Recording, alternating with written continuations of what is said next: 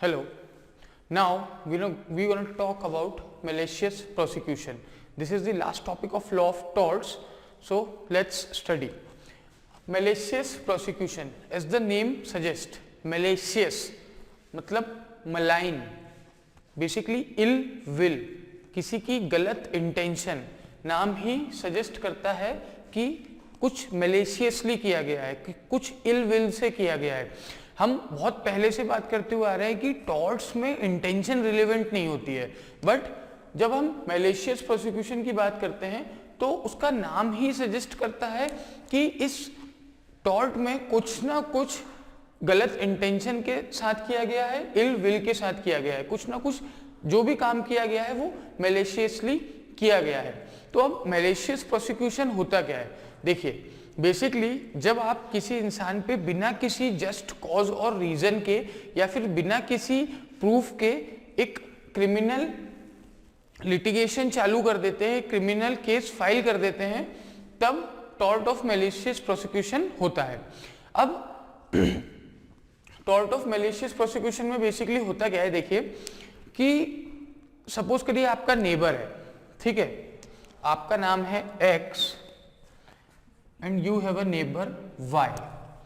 अब आपको अपना नेबर बिल्कुल भी पसंद नहीं है, इसलिए जब वो केदारनाथ घूमने जाता है तब आप क्या करते हैं कि आप उस पर चोरी का इल्जाम लगा देते हैं, ये जानते हुए कि जिस दिन मेरे घर में चोरी हुई उस दिन तो ये था ही नहीं, तो केदारनाथ में था विद फैमिली. तो आपने क्या किया? आपकी एक इल विल है क्या कि आपको वो, आप उसे पसंद नहीं करते, आप उससे बदला लेना चाहते हैं, आप उसे परेशान करना चाहते हैं. आपके पास कोई रीजन नहीं था. क्यों? क्योंकि आपको तो पता था कि वो केदारनाथ में था. उस टाइम पे वो, सपोज करिए कि आप इंदौर में रहते हैं और वो इंदौर में था ही नहीं, फिर भी आपने उसके खिलाफ एक क्रिमिनल लिटिगेशन स्टार्ट कराया. तो अगर वो लिटिगेशन चालू हो जाता है तो वो एक मैलिशियस प्रोसिक्यूशन का टॉर्ट होगा और आप उसे कंपनसेट करने के लिए लायबल होंगे. समझ रहे? तो बेसिकली जब आप किसी इल विल से विदाउट एनी जस्ट कॉज अगर आप किसी पे एक क्रिमिनल लिटिगेशन फाइल करते हैं तब टॉर्ट ऑफ मैलिशियस प्रोसिक्यूशन होता है. तो देखिए, सपोज करिए कि अब हम बार बार बात कर रहे हैं कि जस्ट कॉज, जस्ट और रीजनेबल कॉज, ये होता क्या है? सपोज करिए एक्स है और वाई है. ये तो आपको मैंने बताया दोनों एक दूसरे को पसंद नहीं करते हैं. एक्स के घर में चोरी होती है, एक्स बोल देता है भाई वाई ने करी है. क्यों? क्योंकि ये उसे पसंद नहीं करता. लेकिन अगर वाई ने नहीं करी है और इसे पता है एक्स को, और एक्स बोलता है कि यार मुझे तो वो इंसान ही पसंद नहीं है और मेरे घर में चोरी हुई है तो मैं तो उसी पे इल्जाम लगाऊंगा, मुझे नहीं चाहिए मेरा सामान वापस, मुझे नहीं पकड़ना चोरों को, मुझे तो इसे फंसवाना है, तो क्या होगा? Malicious prosecution. कोई जस्ट कॉज नहीं है, कोई रीजन नहीं है, आपकी इल विल है और आपके जो पर्सनल बैड इंटेंशंस हैं उनके कारण आपने एक क्रिमिनल लिटिगेशन चालू किया. तो ये होता है मैलिशियस प्रोसिक्यूशन. लेकिन अगर सपोज करिए कि जब एक्स के घर में चोरी हुई उस टाइम पे वाई, उसके 5 मिनट पहले वाई अकेला ऐसा पर्सन था जिसे एक्स ने उस सोसाइटी में घूमते हुए देखा था, जबकि वो सोसाइटी में रहता भी नहीं है, वहां से बिलोंग भी नहीं करता है. या फिर वाई का जो रुमाल है, वाई का जो हैंडकरचीफ है, वो उस प्लेस ऑफ क्राइम पर पड़ा मिला. तब एक्स के पास एक जस्ट और रीजनेबल कॉज है कि वो उसे ये लगे कि हाँ ये चोरी वाई ने की होगी.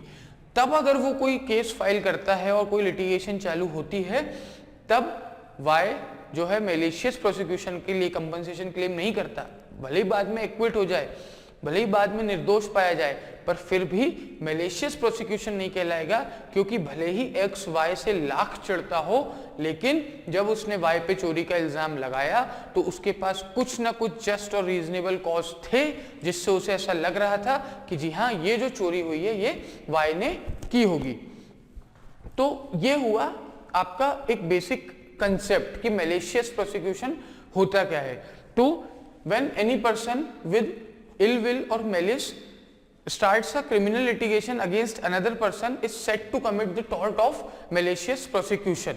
समझ रहे हैं? जब कोई इंसान किसी ill will, किसी गलत सोच या किसी अपनी गलत इंटेंशन के कारण किसी दूसरे व्यक्ति पर जानबूझकर कोई क्रिमिनल लिटिगेशन चालू करता है, कोई क्रिमिनल केस फाइल करता है, तब उसे हम कहेंगे कि उसने मैलिशियस प्रोसिक्यूशन का टॉर्ट कमिट किया है। तो इसके इंग्रेडिएंट्स क्या होते हैं? बहुत देर से हम बात कर रहे हैं कि इंटेंशन रिलीवेंट होती है, मैलिस होता है, मैलिशियस प्रोसिक्यूशन है, इविल इंटेंशन होनी चाहिए, रॉन्ग इंटेंशन होनी चाहिए, गलत इंटेंशन होनी चाहिए। तो पहला तो जो इंग्रेडिएंट होगा वो मैलिस ही होगा। तो मैलिस क्या? Bad intention. तो बेसिकली आपकी जो इंटेंशन है वो गलत होनी चाहिए। आपके पास अगर आपकी इंटेंशन गलत नहीं है, आपके पास कुछ रीजनेबल कॉजेज हैं उस चीज को ट्रस्ट करने के, तब कोई इशू नहीं है। आपके पास हक है कि आप अपना न्याय पाने के लिए, एक जस्टिस के लिए आप कोई भी केस कर सकते हैं। पर अगर आप सिर्फ और सिर्फ एक गलत इंटेंशन से कर रहे हैं, जैसा कि हमने देखा कि एक्स वाई को बिल्कुल पसंद नहीं करता और वाई जो है वो बेचारा सिटी में भी नहीं है, फिर भी एक्स उस पर चोरी का इल्जाम लगा रहा है, तो क्या होगा? मैलिशियस प्रोसिक्यूशन, क्योंकि वहां पे एक मैलिस है, गलत इंटेंशन है, उसके दिमाग में एक इविल इंटेंशन है।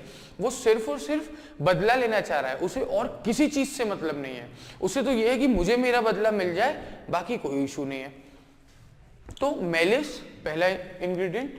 दूसरा प्रोसिक्यूशन।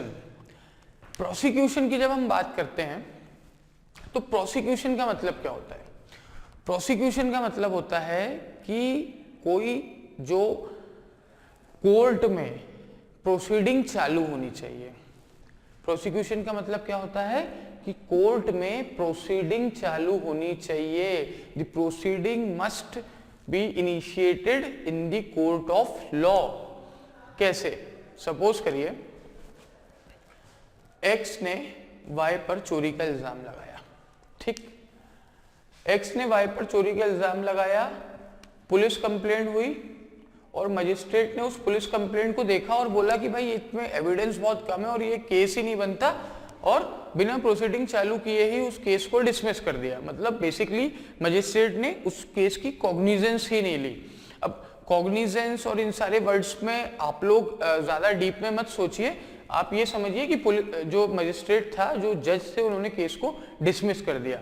कॉग्निजेंस जो वर्ड है हम वो बाद में लीगल टर्म्स में पढ़ेंगे, बट अभी आपके लिए इतना ज्यादा उसमें डीप में जाने की जरूरत नहीं है, वरना हम कंसेप्ट में उलझ जाएंगे। तो नॉर्मल कंसेप्ट को समझिए, एक एग्जांपल है, ठीक है?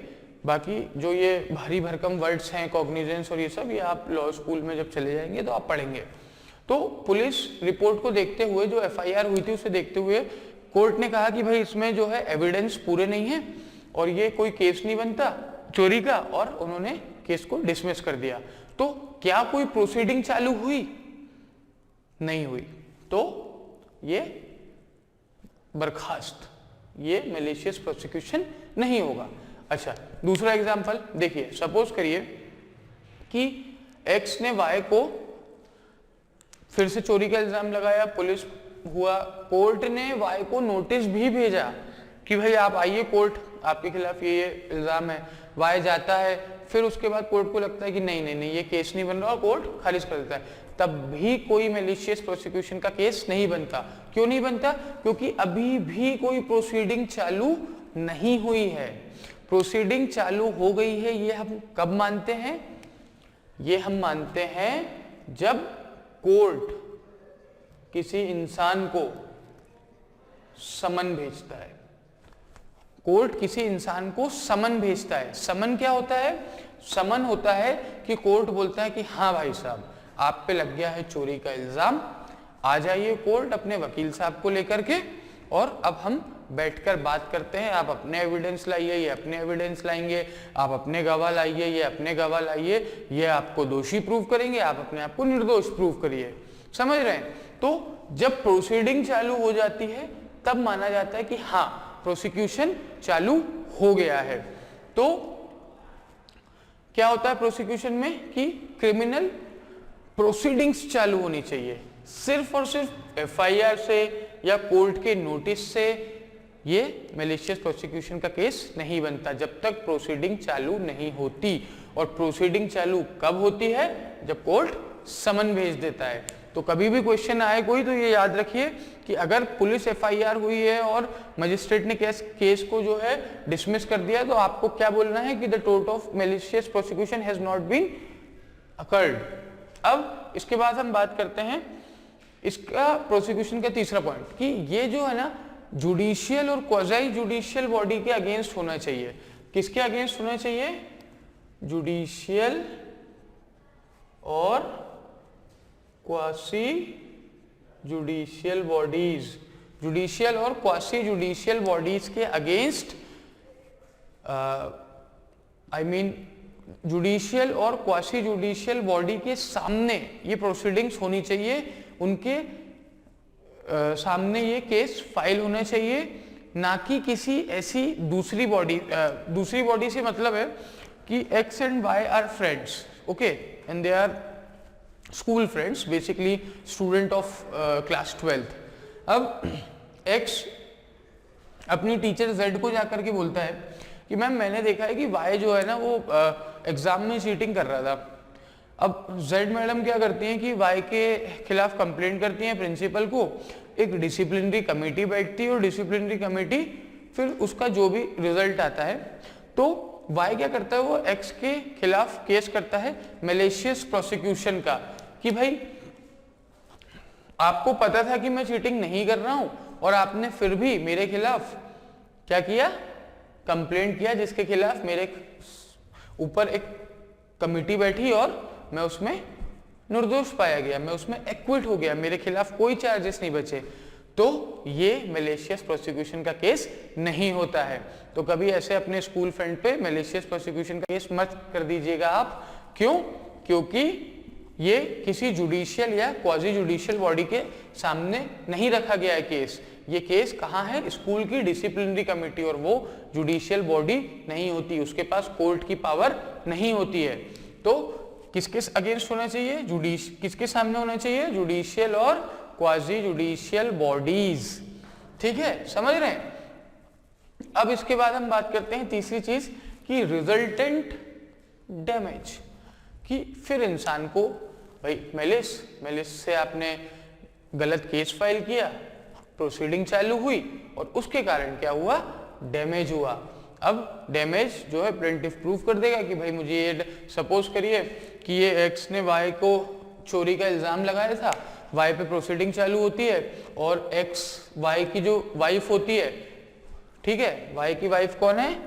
Z क्या बोलती है कि भाई ये तो चोर है और मैं ऐसे चोर के साथ अपना पूरी लाइफ नहीं रह सकती, मैं तो जा रही हूँ वापस अपने मॉम डैड के घर।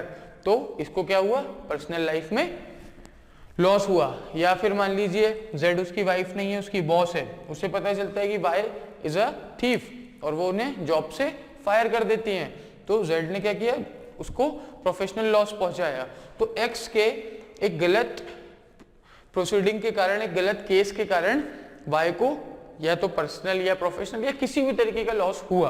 तो जब आपको उससे कोई डैमेज होता है तो टॉर्ट ऑफ मैलिशियस प्रोसिक्यूशन हो जाता है। अब देखिए ये चीजें हो गई। तो बेसिकली जब हम बात करते हैं कि ये जुडिशियल और क्वाजी जुडिशियल बॉडी के सामने होना चाहिए, तो इसके आपके दो केस आते हैं, रे वर्सेस बैराग्य और नाथ वर्सेस चंद्रा। ठीक है, तो नाथ वर्सेस चंद्रा में क्या होता है कि नाथ वर्सेस चंद्रा में कोर्ट ने ये बोला है कि सिर्फ एक एग्जीक्यूटिव बॉडी के सामने कंप्लेंट करने से मैलिशियस प्रोसिक्यूशन का टॉर्ट अकर नहीं होता है। अगर ये टॉर्ट आपको अकर होता है तो वो कब होता है? जब किसी जुडिशियल बॉडी के सामने कंप्लेंट होती है। समझ रहे हैं? यही बात हम बहुत देर से कर रहे हैं कि जो प्रोसीडिंग्स हैं वो किसके सामने होनी चाहिए? जुडिशियल या क्वाजी जुडिशियल बॉडीज के सामने होनी चाहिए, ना कि किसी एग्जीक्यूटिव बॉडी या किसी डिसिप्लिनरी कमेटी। बेसिकली जो बॉडी है उसके पास किसकी पावर होनी चाहिए? कोर्ट की पावर होनी चाहिए। वो किसी को सजा सुना सके, जेल भेज सके, फाइन लगा सके, ऐसी कोई बॉडी जिसके पास कोर्ट की पावर हो उसके सामने ये केस फाइल होना चाहिए। ठीक है, अब इसके बाद देखते हैं हम रे वर्सेस बैराग्य। रे वर्सेस बैराग्य में क्या होता है? रे वर्सेस बैराग्य में एक क्रिमिनल कंप्लेंट फाइल होती है, ठीक है, किस चीज की होती है? चोरी की होती है। और मैंने आपको जैसे पहले भी एग्जांपल बताया था कि मजिस्ट्रेट क्या करते हैं, उस कंप्लेंट को डिसमिस कर देते हैं ऑन लैक ऑफ एविडेंस। तो अब ये डिसमिस हो गई जो चीज, तो इसमें किस बात का मैलिशियस प्रोसिक्यूशन? क्यों? क्योंकि कोई प्रोसीडिंग ही चालू नहीं हुई। प्रोसीडिंग चालू मैंने आपको बता दिया है, आप याद रखिएगा कब होती है? जब कोई समन आता है कोर्ट की तरफ से, तब प्रोसीडिंग चालू होती है। तो ये हुआ आपके दो केसेस। अब हम बात करते हैं डिफेंस की, कि डिफेंसेस क्या होते हैं, ठीक है। अब डिफेंसेस में देखिए, सबसे पहले होता है इंसिडेंटल रोल। इंसिडेंटल रोल का मतलब क्या होता है कि देखिए, वैसे तो जो क्रिमिनल केसेस होते हैं वो स्टेट फाइल करता है। आपने देखा होगा कि आपने बहुत से केसेस, अगर आपने अपनी कभी सेल्फ स्टडी करी होगी क्रिमिनल की, तो आपने पढ़े होंगे कि केस होता है state of Madhya Pradesh versus XYZ। तो स्टेट ऑफ मध्य प्रदेश क्या XYZ ने स्टेट ऑफ मध्य प्रदेश का मर्डर कर दिया? जी नहीं। होता क्या है कि जो क्रिमिनल केसेस होते हैं ना, वो एक सोसाइटी पे इंपैक्ट डालते हैं। तो जो उसमें जिसके खिलाफ वो कुछ कमिट होता है ऐसा क्राइम, तो स्टेट उसकी रिस्पॉन्सिबिलिटी लेती है और फिर स्टेट खुद उस जो क्रिमिनल रहता है उस पर केस फाइल करती है। क्यों? क्योंकि जो क्रिमिनल रहते हैं वो कोई ऐसा नहीं है कि उन्होंने किसी को थप्पड़ मारा, वो लोगों का मर्डर कर देते हैं, लोगों पे अटेम्प्ट करते हैं मर्डर का, कुछ ऐसा करते हैं जिससे पूरी सोसाइटी में एक डर का, भय का माहौल होता है। तो इसलिए ये ऐसा होता है, ठीक है।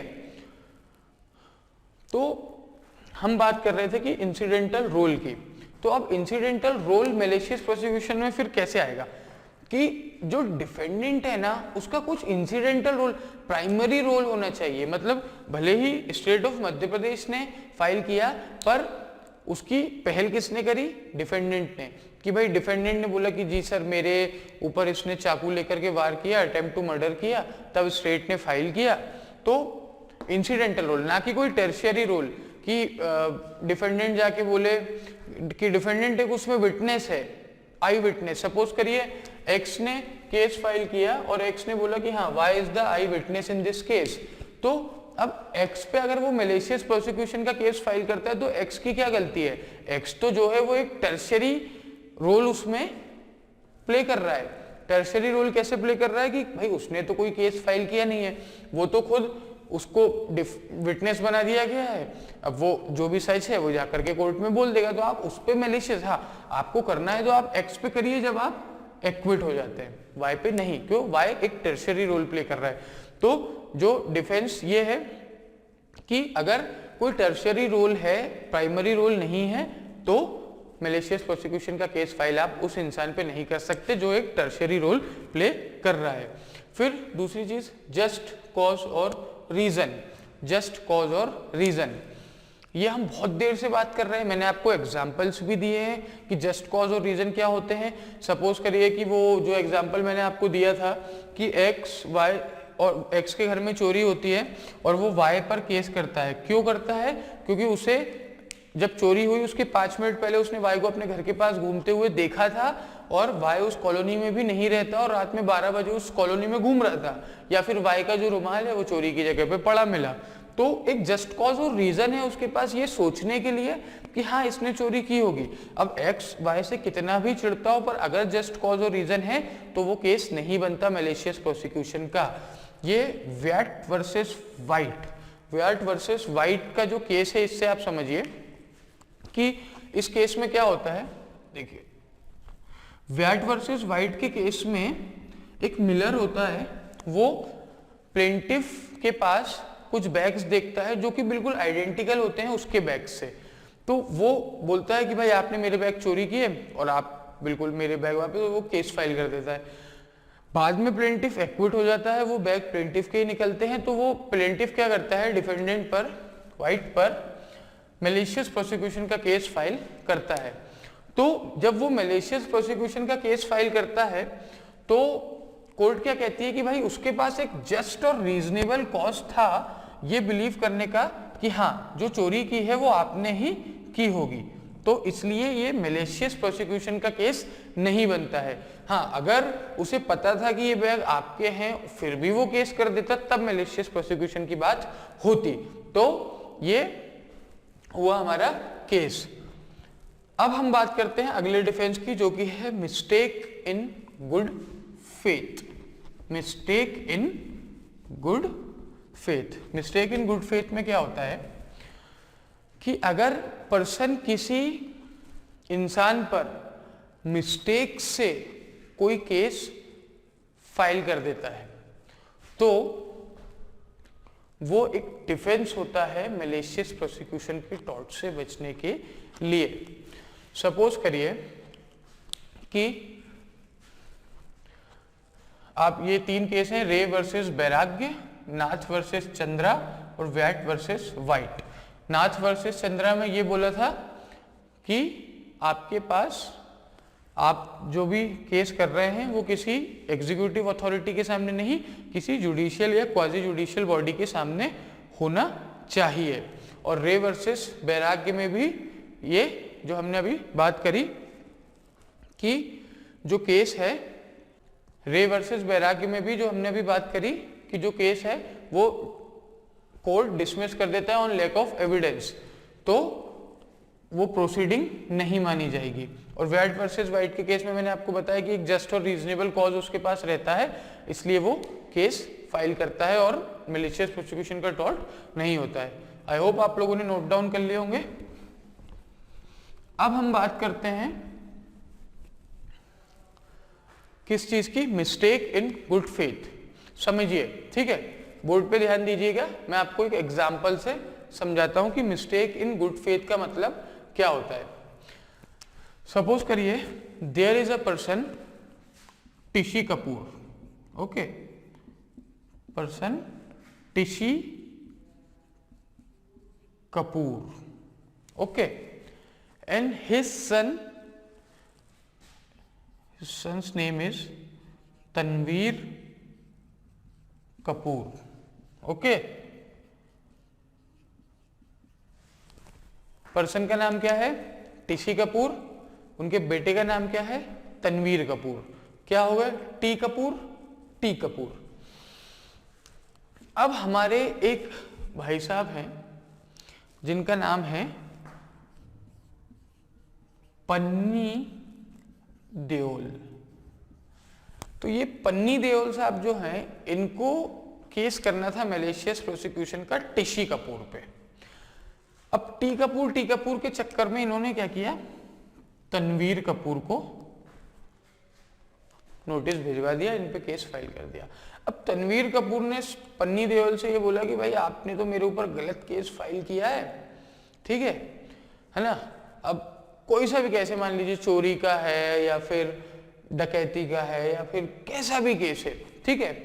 तो तनवीर कपूर ने पन्नी देओल को बोला कि भाई आपने मेरे ऊपर गलत केस फाइल किया है और अब जो है मैं आपको मैलिशियस प्रोसिक्यूशन के लिए चार्ज करने वाला हूं। तो पन्नी देओल क्या डिफेंस लेंगे, mistake in a good faith. Mistake in a good faith का मतलब क्या होता है कि भाई वो दोनों टी कपूर थे, तो उससे एक जेन्युइन मिस्टेक हो गई बिना किसी इविल इंटेंशन के, तो वो फिर मैलिशियस प्रोसिक्यूशन के लिए लायबल नहीं होगा। हाँ, वहीं अगर उन्हें पता होता कि दोनों का नाम टी कपूर है और वो जानबूझकर तनवीर कपूर पर करते, तब पन्नी देओल साहब जो है वो मैलिशियस प्रोसिक्यूशन के लिए लायबल होते। पर अभी अगर उन्होंने बिना किसी इविल इंटेंशन के एक जेन्युइन मिस्टेक किया है गुड फेथ में, तो वो लायबल नहीं होंगे, ठीक है। ये होता है आपका mistake in a good faith. अब सपोज करिए कि जो पन्नी देओल हैं, ठीक है, पन्नी देओल का एक भाई है जिनका नाम है, क्या नाम है, पब्बी देओल, ठीक है। पन्नी देओल का भाई पब्बी देओल। अब ये पन्नी देओल और पब्बी देओल है ना, जो दोनों ट्विंस हैं, एक जैसे दिखते हैं, बड़े बड़े बाल कर रखे हैं, दोनों ने बड़ी बड़ी दाढ़ियां हैं, अगर सामने खड़े हो जाएं तो आप बिल्कुल पहचान ही नहीं सकते। दोनों एक जैसे कपड़े भी पहनते हैं, जहां जाते हैं साथ में जाते हैं और एक जैसे कपड़े खरीद के ले आते हैं, हाइट हेल्थ सब सेम। तो भैया हमारे एक भाई साहब थे अभिराज बचपन, क्या नाम है?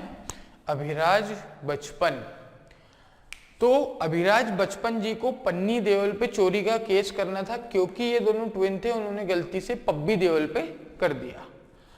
अब पब्बी देओल ये नहीं बोल सकते कि आपने मैलिशियस प्रोसिक्यूशन का टॉर्ट कमिट किया है। क्यों? क्योंकि जो अभिराज बचपन थे उन्होंने गुड फेथ में किया, उन्होंने मिस्टेक के कारण किया, तो वो भी एक डिफेंस होगा।